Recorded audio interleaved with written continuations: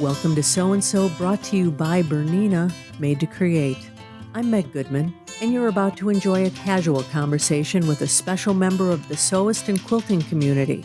A conversation about how they got started, what inspires them, what excites them, and their connection to this community. Our guest today is Shelancia Daniel, the founder and executive director of The Creativity Shell in Houston, Texas, and Rochester, New York, a nonprofit organization on a mission to use creative trades to educate and inspire the next generation of makers. Born in Jamaica and raised in Canada, she attended the International Academy of Design in Toronto, from where she graduated with a degree in costume design. At 22, she married her best friend, and they've been married ever since, almost 19 years. They have 3 children, Elijah, Micah, and Noah. Elijah, her firstborn, is on the spectrum, and most of her work since he's been born has been trying to find ways to connect and create with children, especially those who are not within the standard deviation. Her family moved to Nigeria on an expat assignment with her husband's job. After moving there, she enrolled in an online business program at Thomas Edison State University and graduated with a degree in business finance. Upon moving back to the U.S. in 2014, Shelancia was accepted into an educational psychology master's program with a focus on creativity, cognition, development, and innovation at Texas A&M. She founded Creativity Shell as an organization to teach classes such as sewing, textile arts, cooking, building, and other creative trades to students in their private studios, libraries, schools, ABA therapy centers, and the Juvenile Justice System, as well as shelters that rescue children from homelessness and human trafficking. All of their classes are designed to teach children essential life and practical skills. Hey, Shelancia, welcome to So-and-So. Hey, good morning. Thank you so much for having me. You know, the work that you're doing is so important, and I can't wait to get into a great discussion about this. But first, I want to talk about you and your sewing. Now, you've been sewing since you were 4 years old. How did you learn to sew, and who and what were your early influencers? Yeah, well, it's kind of a funny story actually. My birthday's in January. So when I was 4, turning 5 in the next January, I thought that I would be able to go to school because I could read and write. But when I went to school in that September to register and sign up, and my family knew this, but nobody told me because I'm always so headstrong. And if I'm going to do something, I'm going to do it. So they let me go, and the principal turned me away because my birthday missed the cutoff of December 31st by 16 days. So I had to turn around and go home, and I was devastated. So to help, just bring me back and get me out of my depression. My sisters, my cousins, all the others were in school. I was the youngest in the family. My grandmother, she had a little tin box of sewing needles and sewing supplies, and she gave it to me. So I spent the rest of the year learning how to sew, learning how to make doll clothes, and I was sewing ever since. You know, it seems like that strong will has served you well in starting the things later in life, right? Well, that strong will actually ended up when I finally did get into school the next year. I actually ended up getting expelled because I wanted to bring all that sewing stuff into class and I wasn't allowed. So why weren't you allowed to do that? Was it the sharp objects or what? Yep. The sharp objects, the needles, and the pins and the scissors. I was not allowed to bring in little sharp clippers to class. So they gave me the option to either you leave it at home or, not bring it, or I could sit outside on a log. And I chose to sit outside on the log. And while I was doing that, the other kids were like, well, hey, what's she doing? And they're in kindergarten, learning alphabets and all these things. And I'm making doll clothes. And then they gravitated towards me. And because they wanted to hang out with me outside the classroom instead and learn how to sew and learn to do some of the things I was doing, the school asked me to leave. And how did you finally get back into kindergarten? I was sent to a private school, and when I had to change schools, they actually made me skip kindergarten because they realized that, yeah, I was able to read and write. So I completely bypassed kindergarten and I was immediately put into grade one. That's great. That's awesome. Now, when when you were sewing, you talked about the different things that you created early on. Is there a particular early creation that has a good memory attached to it? Well, just being young, I liked to make small things, and doll clothes and undergarments were always my favorite. So, just learning how to cut those little triangles to make just underwear for Barbies was a passion of mine. And as I grew older and learned how to make other kinds of undergarments, bras and corsets, I love underwear, and that was one of my first businesses was a custom undergarment designer. Do you still do that type of work? Not as much as I would like to, and not as much as I used to. For myself, I don't know how much information to put out there, but just being very busty, where you have a very small rib cage and a large bust line, I'm constantly remaking bras and altering them and adjusting them. I used to do it a lot for clientele, but I've just been so busy with my work through the creativity shell, I haven't had the opportunity to do that, but I still do it for myself. And I find myself also making some things for my daughters now because as they're starting to grow older, it's really difficult to find just underwear that in a regular store that fits you, especially if your body type is not the standard of what the store models are using. Mhm. Now let's talk about Creativity Shell. You mentioned that, and certainly we want to get very in depth on the work that you're doing there. So tell us about the organization, how it got its name. Tell us about the history of Creativity Shell.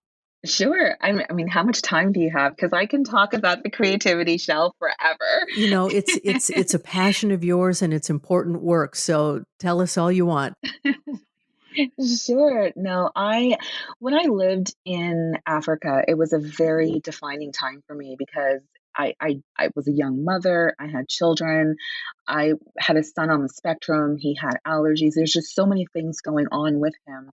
And experiencing the education system, I didn't really experience the education system in America because my children were not of age at the time. So our first introduction into schools was going through the British education system in Nigeria. One of the things that I found was my son, he was constantly sick. He had really bad asthma, and just with the weather and the climate, it was so difficult for him. So when he would have to miss school, I learned that he thrived in hot and humid environments. So I started taking him to the beach. We found this great little beach that nobody else ventured off into, and they had really cool crabs there. And what I would do is I would get him to run and chase the crabs, and that's how I taught him how to count. There's two crabs, and one of them went back into their hole. How many crabs do you have left? One. It was a really great way to teach just mathematics and counting and numbering by doing something so interactive and so active, and he really enjoyed that. So one day we were at school, it was a school assembly, and his entire class, they asked them to go in front of the school and tell everybody what made them happy. All the kids, most of their parents are other expats, they're diplomats, they come from very well to do families. And here is my child who is very good. They're all the kids are, we like our big houses, we like our big cars. And Elijah stood up and he said, I'm Elijah and I like to chase crabs. And That's beautiful. and everybody laughed because, why why is your kid chasing crabs, Shelancia? And I'm like, he's mine.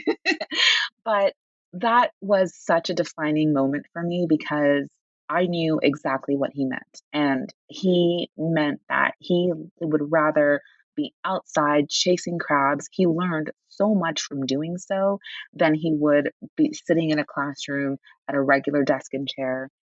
So a lot of people think that the shell in creativity shell is because of my name, Shelancia, but it's actually the shell from the crab, and that's how the whole outside the box, unconventional education, hands-on learning, that's how it all began.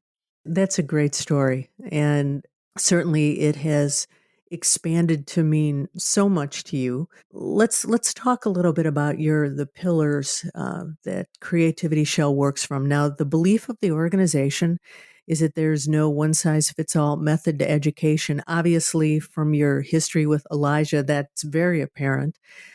You have four pillars that you work from, and these are sense of possibility, mutual responsibility, creative learning, positive interactions. So, would you tell us more about the belief and these pillars that you all work from?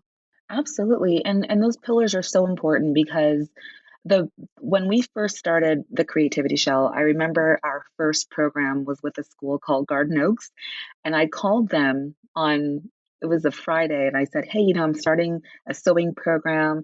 I want to start teaching sewing classes at your school. Can we come in?" And they said, "Sure, can you start on Tuesday?" And I was Oh, like, wow. I had two sewing machines, and a class of 25 children to teach. And I did not know what to do, but I was like, we're going to make this work. I was the only one. I had no teachers, no help. But going into that classroom and looking at some of those pillars, the sense of possibility, anything is possible if you put your mind to it, and going out and teaching children that is so important because right now our children are completely addicted to instant gratification. They lose hope, they lose focus so quickly when they don't believe in something, or they don't believe something is possible because it's not going to happen now, quick, fast, and then. So, believing in that sense of possibility, we use it to say, "Hey, let's wean our children off of instant gratification. Let's use a craft such as sewing where we can start them off with instant gratification projects and work their way into possibly, doing a 10-minute project to doing a 10-hour plus project such as making a quilt or something." And just being that sense of community where again, we work with children in so many different environments, and we've learned that it really does take the community to help our children. When we started working with kids who were being sex trafficked, for example, I had personally no idea that children were being sex trafficked. I thought it was something that was in the TV, in the movies. I didn't know it was real. And to find out that there was a shelter that was minutes away from our home that rescued young children from sex trafficking, then we were basically saying, hey, the community really needs to get involved. Not only do we need to find a way to help these children who these horrible things are happening to, but we need to use our program as an educational way to reach out to children to teach them that these things are happening and what to look out for. So when children do come into our spaces, they're learning how to sew, they're learning how to cook, they're learning how to craft, but they're also learning the most important thing of all is that they're learning about themselves.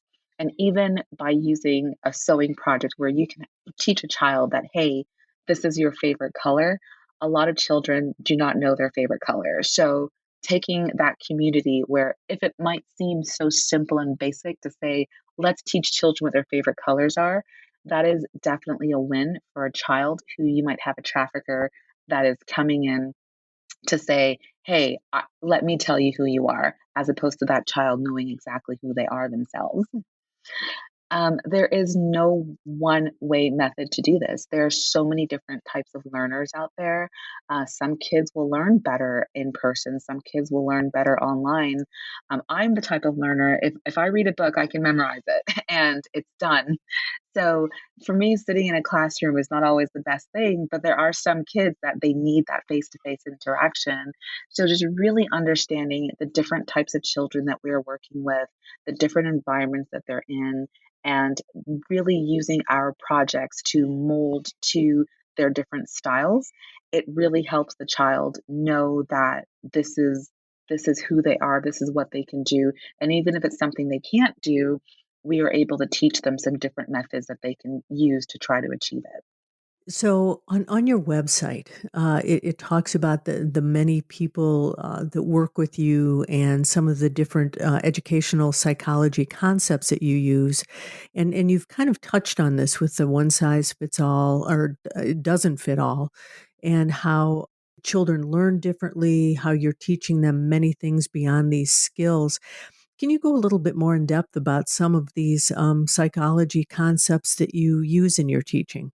Absolutely. So I said it briefly before, but just even using instant gratification as an example, I think that as much as we talk about these addictions and drugs and everything that kids are becoming addicted to, we are leaving out the most powerful drug, which is instant gratification. So using a concept like educational psychology, we are able to say, hey, this is how a child is learning, this is how they want it, quick, fast, here and now. How do we retain their their intrinsic motivation to come to class? How do we not have to use extrinsic rewards? Like, are we rewarding them for coming to classes? So building an environment that children naturally want to come to is the most psychological benefit of all of it, because we make projects with the kids that they're into. We're doing iPad cases, phone cases, things that are relevant to them that might not have been relevant to us 10 or 15 years ago. And also just the process in which we're teaching sewing classes. I remember when I was a kid, before I was able to use my sewing machine, I had to take a test from my grandmother. Do I know every concept about this machine? And I wasn't allowed to touch it until I did. Now, when kids come into class, we're like, the first thing that they do in the first half an hour, they have to make something. Even if they don't know exactly how the machine is functioning, they are learning as they're going along.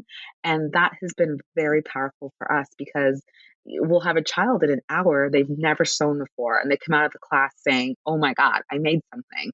Well, we've just built confidence and self esteem in this child that psychologically will make them come back to class than if they just sat there for the hour listening and learning about the sewing machine.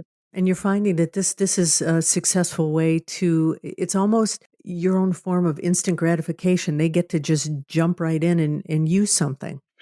Absolutely. So we're basically using that same drug for them, and then we wean them off of it. So we use it to our advantage in the sense that when they come in, they're able to make something. We're replacing that instant gratification with confidence and self-esteem. And the more we continue to build the confidence and self-esteem, the more the instant gratification gets starts to diminish, because now they're able to, as they start making bigger and better things, they're feeling better about themselves, but they're not thinking, hey, I need to finish this quick, fast, here and now. It's more like, oh my gosh, I can put a zipper in it now, I can make it look pretty, I can do this seam. And they take more time with it because now they have more of a passion for it, and now they're more confident that they can do it. And what we try to build around that confidence is, now that they're building up confidence, they're building up self-esteem, we use our programs to create outside our studio opportunities for them so that they can participate in things. And some of the things that we do is, we have an annual Munchkin Market. The Munchkin Market, the kids get to make things, they get to sell it, and they get to keep the money from it. And that makes them excited, because now they're learning about business, they're learning about crafting, learning about selling, they're learning about value, they're balancing their books, they're doing profit and loss reports. And this all originated from a sewing class. And every year we also have this amazing fashion show. It's called Creativity Rocks. The theme of it next year is Carnival. The kids are already so excited. They're all thinking, what am I going to make? Because they get to come to this fashion show. It is their Olympics. And some of the children that we work with are not always the sports children. They don't always have these opportunities. So when they get to come to Creativity Rocks, they made their outfit. They worked really hard for it, and they get to model it and rock it down the runway with hundreds of people cheering them on, which helps to continue building up that confidence and self esteem, which is really important. That's huge. Now you talk about the children that you work with who are survivors of sex trafficking and those who are experiencing homelessness.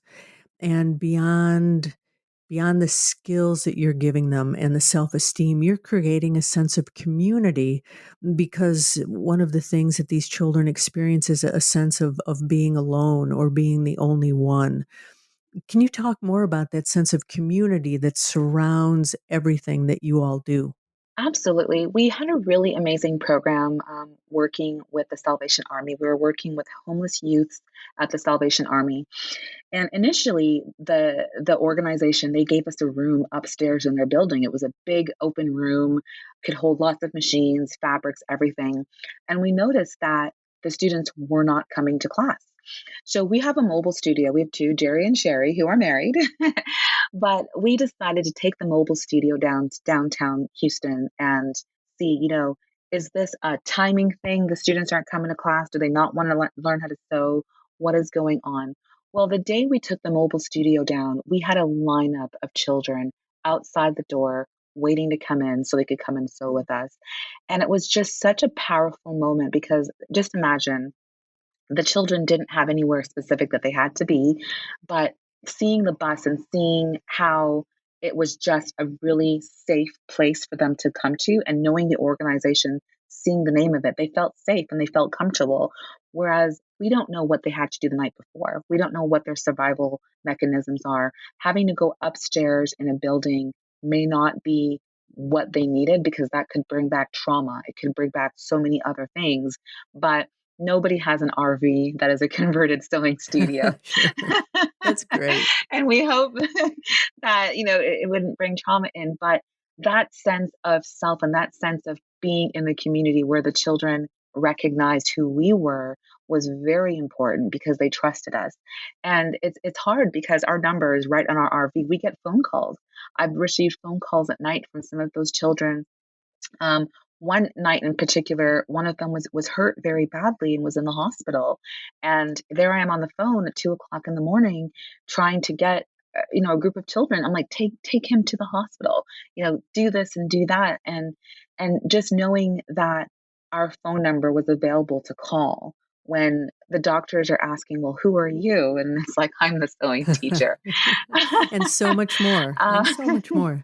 and but having that place and having that heartbeat in the community that the children are starting to really trust is just important.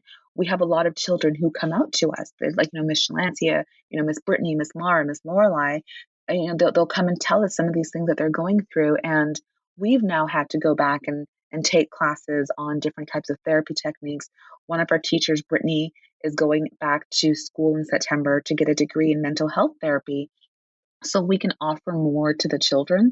And that's one of the things that we've noticed is that the kids who are homeless, kids who are trafficked, even just some of our other students in our studios, their mental health and their mental psyche is so important. And they need that place that they can come to, they can be themselves, they can feel free to just create and just feel accepted.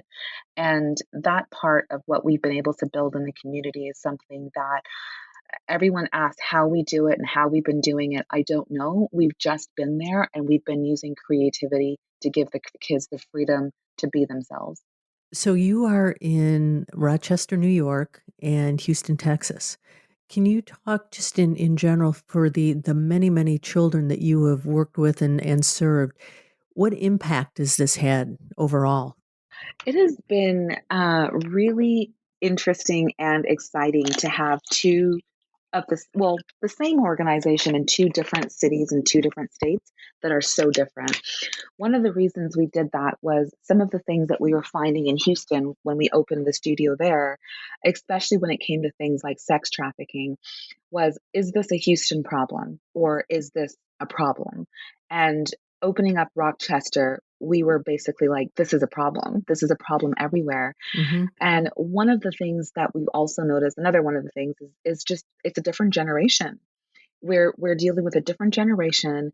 There's a lot of things that are coming their way and they don't know about it. They don't know they have their phones, they have access to the world basically, but they are not aware of some of these dangers that are lurking around them. So when we're talking to them about things like, again, sex trafficking, they're basically like, that happens on CSI. I'm like, no, Yeah.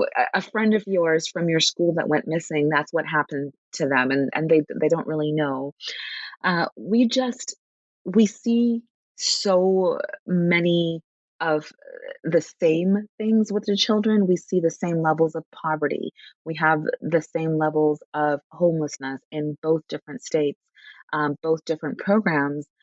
And I can't think of anything that I would say is any different between the two sets of children, Mhm. other than the fact that whenever we do try to connect them, the kids are, our Houston kids are like, why is it so cold up there? Good question. That's good. Or even just little things like the time zone being an hour different. It made me realize that these are things that we do not talk to children about. So not only are they not learning the basics of the art and sewing and all these things, as adults, we've missed out on a lot of the dialogue that we need to be talking to children about. And that is one of the main things that I would say if we could do a lot more of that would make it really good for the kids that we're working with. Hmm. Another set of things that has been interesting is just again the levels of poverty. Is Rochester's a very diverse city, just like Houston is, but Rochester's a lot smaller of a city than Houston. So some of the things that we see more of in Rochester, it's not that it's occurring more, it's just that it's on a more microscopic level. So we had a fashion show, for example, a couple of weeks ago. We rented out an entire amusement park for the kids. It was a fantastic night. Wow. I mean, it was fantastic, but Uh-huh. parents didn't come. I mean, a lot of the kids, especially the ones who were more in a low income bracket, we're saying, hey, this is something to educate and inspire the kids. We want you out there. We want you cheering for them. Hmm. And the parents weren't there. And that was really hard because a lot of our Houston children, the parents come, the parents support. And if I had to put one big difference in there, I would just say it's that access to being there for the kids and having the community, raising that child as opposed to one specific person, one specific organization, or one specific group. The work that you do is involved. It's enormous. It is, I'm sure, takes a lot of thought, both and a lot of emotion. How has all of this touched you? It's very emotional. Yeah. This week, this is the first time I'm feeling the weight of both creativity shells because we have about 4 camps in Houston and 4 camps in Rochester. That's about 200 kids that I'm trying to balance of making sure that everybody is getting their needs met and they're getting what they want. Some kids haven't been outside since last year, so this is their first camps in over a year now. Are these special summer camps that you run for the kids? Yes, they're summer camps, and we're working. And even today, actually, just in about 4 hours, we start a new sewing and cooking program with the Juvenile Justice Department. So we have a lot of things going on. How has it touched me? It's definitely opened my eyes. It's opened my eyes to a lot of needs that our children need that are not being met, and that the major one I will go back to is the mental health of our children. We are Hmm. not focusing on their needs with everything, especially during COVID. We told the children what to do. We told them if they were going to be online school, they're at home. Some kids didn't have the opportunity because some schools weren't open.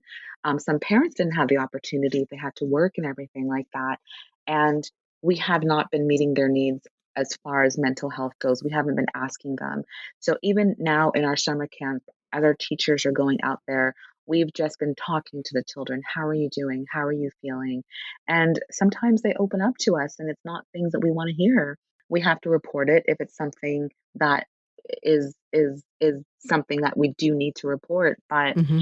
it's just our kids are it's like they're crying out for help and we are not listening to them. We are not able to listen. And that among everything with all the kids that we've been working with, even the kids who have been sex trafficked, when I am talking to a child and they would rather go back with their sex trafficker than go home, that's a problem. And that really hurts because how awful is home if you would rather be here, Hmm.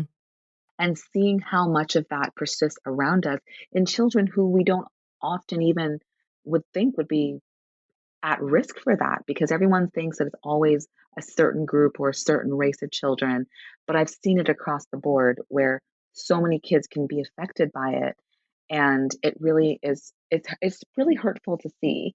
Um, and it's just I get really kind of, it's just one of those things that's hard to talk about because Hmm. it's just really hard. I remember one time I was working at a shelter and we had some sewing machines donated to us from Bernina, and one of the girls, she was like, someone gave this machine to us, and I was like, yeah. And she asked me, she's like, do they know what we've done? And I was Oh my. just, my eyes, I'm like, don't cry, don't cry, don't cry. Yeah, Keep a straight face. But it's like, what you did, it wasn't your fault. And really having to say that to an 11-year-old, a 12-year-old, it breaks you. You leave out of there crying at times because you just can't believe that these things are happening, but they do. they do. They do. And it's Indeed. if anything, my children have probably been the most affected because I've become paranoid mom 101, where I'm like, don't do this, you can't do this, you can't go here. But with my degree in educational psychology, I'm also starting to recognize some of the signs of kids who are most likely to be trafficked. And I'm seeing it as the kids who are really kind, the kids who want to help, the kids who are pleasing, the kids who have low self esteem, low self confidence. So now what we do is when we spot those children from, 5, we were like, hey, let's build this child up. Let's give this child some of those fundamental skills that when this might happen or if they get approached to this, they're not going to be an easy target. Because again, if a child is going to say, hey, I would rather go and be with this trafficker as opposed to go home or go someplace else, then we've failed. As a community, we've failed. Yeah, that's powerful. Um, are your children involved in creativity shell work at all? They are. This morning, actually, my daughter, she's 11, I was dropping off some projects at one of the recreation centers that we're teaching at. And she was like, Mom, can I stay and teach? And I was like, sure. Nice. So That's great. she's a great sewing. She's a great machine threader and bobbin winder. And I was like, to my other two teachers there, I'm like, if you have machine problems, this is your girl. Perfect. A- Perfect. And my son Elijah, he would love to work at the Creativity Shell. He wants to take over. He loves it. He walks us through programs if we're doing something. Because of his Asperger's syndrome and no filter, if we're doing a project or a program and he doesn't like it, he will let us know and he'll let us know how to fix it. So he is actually also starting his first quilt this summer. He wants to make a temperature quilt. So we are going to be working on that, and he tries to be as involved as much as possible. My youngest, she's more participant. She'll come to all the camps and workshops. She just likes to make stuff. So what's next for you personally, and what's next for Creativity Shell? We at the Creativity Shell, we've kind of dug ourselves in a little bit of a hole because we are 5 years old, turning 6, and we've grown too quickly. That's what everyone has said. Our budget, everything that we've done, we have grown to the level of a 10-year organization, and we've done it in 5 years. So Mhm. now we need to basically catch up. We are running out of space. We've moved 4 times in the last 5 years to bigger and bigger spaces. And now our next goal is to build our own studio that is going to basically be its own ecosystem of inputs and outputs. We are transforming our sewing and our quilting program into having a quilt gallery for children where you can come and you can see it, kind of like a museum for it. But for sewing, we're also opening a costume design center where we're going to start housing the costumes for middle schools, high schools, and community theater programs.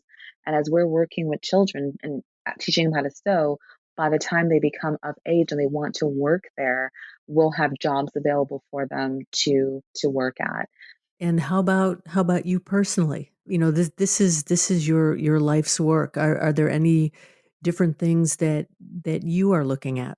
I am supposed to be back in school. I was supposed to be back in school 4 years ago, working on my ED in mental health and therapy.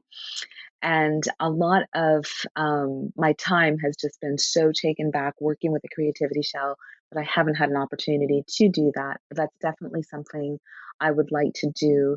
And I definitely personally just want to be better. I want to learn more. I want to be able to bring better programs into the different environments that we're working with.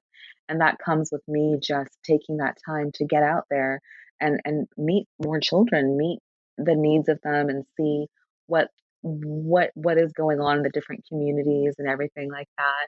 And I guess until I feel at peace that the Creativity Shell is operating and functioning without me putting in 24 hours a day. That's as much personal time as I will get for myself for the next bit. Sure. You've got a lot ahead of you with Creativity Shell, and the podcast we'd love to keep in touch with you, touch base with you, see how things are going, because it seems like there are some pretty cool things ahead of you that will make a big difference. And I want to close our conversation today and ask you if there was a question I didn't ask you that I should have. Well, I definitely would like to take a moment and just talk about my incredible staff that is working at the Creativity Show. Hmm. Right now, we have a lot of different staff members, but Lorelei Horton is our program director. And when she came on board, she has just been helping so much to get our sewing programs up so they're top of the line, designing really cool patterns that are easy for kids to make. Our Love Bugs campaign, I'm not sure if you've seen that, but that has just been such an amazing program. And she and I worked on that initially 2 years ago. And now Moda Fabrics has picked it up, and we've been sewing love bugs and donating love bugs. And other stores have been sewing and donating love bugs all across the country. And we're just so happy to see people getting involved and see the community really rallying behind us. So, Lorelei, if you are listening, just want to say thank you for all your work that you've put into the Creativity Shell. Mara has been awesome. She manages our studios, and she is the glue that keeps us all together. Brittany, she is our communications, and she really helps us get donations and for our fashion shows, get our gift baskets and everything together. And Monica, she was on our board of directors, and now she helps with our creative cookery and with just our overall operations. So just want to give those guys a shout out and just say thank you them so much for all the time and hours that they put into the Creativity Shell. Uh, our Love Bugs campaign it's ongoing. We're still working with it. So would love to still get people involved with making those love bugs and really raising awareness and keeping that awareness about youth mental health alive and open so that we can continue to focus on the children and help to raise funds to meet their needs through it. Amazing people on an amazing team doing incredible work. I have no doubt that our listeners would like to reach out to you. So, what's the best way for them to do so? Our website is www.creativityshell.org. Our Rochester site is www.creativityshellrock, like ROC.org. All of our contact information is on there. Definitely, if you need to give us a call or email, the information is on there. Please connect with us. We do accept donations, monetary donations. It helps us to pay our teachers, helps us to buy materials and supplies that we don't get donated. But we also love fabric donations. We love our quilters for fabric donations. It helps us to keep our costs down. It provides beautiful fabrics for us and for the children to work with, or any other craft items that you have to donate. It really helps a lot. We work right now, it's summertime, so our classes are not that high, but when September comes back in, we're going to be working with about 600 to 800 children a week in both of our locations. So we definitely need supplies and everything that we can to continue doing our work. Shelancia, this has been a wonderful conversation, and I want to thank you for sharing your story with us today. Thank you so much for having me. It was really, really, really my pleasure. Absolutely. Well, there you have it, another story about someone just like you, someone for whom sewing and quilting has become so much more. It has become a way of life and helping others. It's become a connection to something bigger. If you know someone you think has an outstanding story, a story that should be shared on this podcast, please drop me a note to megoodman@theflintrock.com and put "You should hear their story" in the subject line. Be sure to subscribe to this podcast on your favorite platform and visit our website, soandsopodcast.com, for more information about today's and all of our guests. That's SEWANDSO podcast.com. And finally, I want to thank Bernina for making this program possible. I'm Meg Goodman, and I look forward to you joining us next time on So and So.